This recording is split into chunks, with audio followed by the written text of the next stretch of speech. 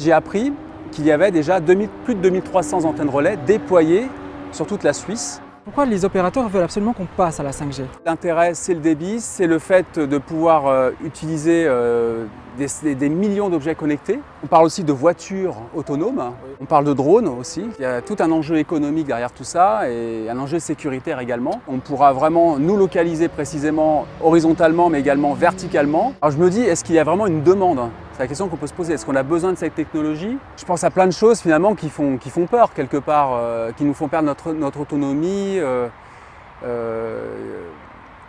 et qui va nous exposer en plus au rayonnement électromagnétique. Mais c'est pas parce qu'on ne ressent rien qu'il ne se passe rien dans le corps. Le corps, c'est comme une antenne. Les ondes ont un effet sur l'ensemble du système nerveux, sur la mélatonine qui est l'hormone du sommeil, globalement sur tout le corps.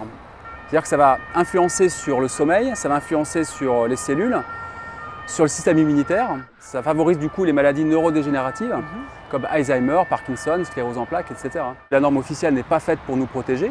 C'est une norme, il explique d'ailleurs, qui est faite pour protéger sur les effets avérés à court terme et en aucun cas sur le long terme. Ça n'a jamais été expérimenté sur les années. Suivant les bandes de fréquence, ça peut être 61 volts par mètre. Bon, le Conseil de l'Europe préconise 0,2 volts par mètre pour une exposition permanente.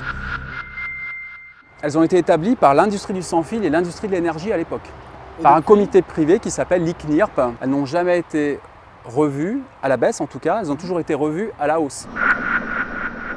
Et la stratégie de l'industrie du sans-fil et de l'énergie, c'est de financer des études biaisées, plus ou moins biaisées, pour contredire les études indépendantes du monde entier. Elles sont toutes unanimes, les études bioinitiatives, etc.